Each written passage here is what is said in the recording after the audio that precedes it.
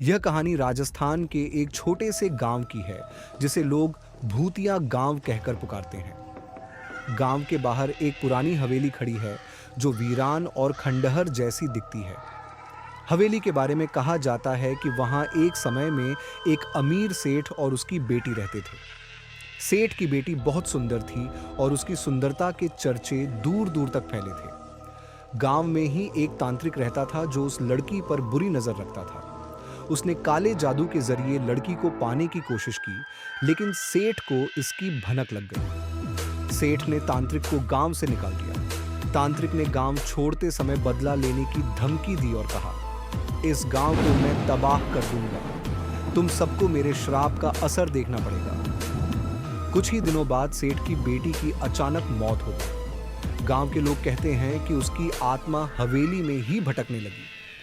रात के समय हवेली से अक्सर अजीब अजीब आवाजें आती थीं, कभी किसी के रोने की, कभी किसी के हंसने की। लोग डर के मारे हवेली के पास जाने से भी कतराते थे। एक दिन गांव के कुछ नौजवानों ने सोचा कि वे इस डर को खत्म करेंगे। वे रात के अंधेरे में हवेली के अंदर घुसे। हवेली के अंदर घुसते ही उन्हें ठंडी हवाएं और अजीब सी आवाजें सुनाई देने लगीं।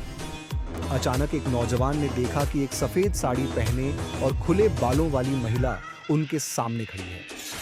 उसकी आंखें बिल्कुल लाल थीं और वह धीरे धीरे उनकी ओर बढ़ने लगी। डर से कांपते हुए वे भागने लगे, लेकिन उनमें से एक युवक की हिम्मत जवाब दे गई और वह वहीं गिर गया। अगले दिन जब गांव वालों ने उसे खोजा तो वह मृत पाया गया। उसकी आंखें खुली थीं, मानो वह कुछ बहुत भयानक देखकर मरा हो। उसके बाद से कोई भी उस हवेली के पास जाने की हिम्मत नहीं करता।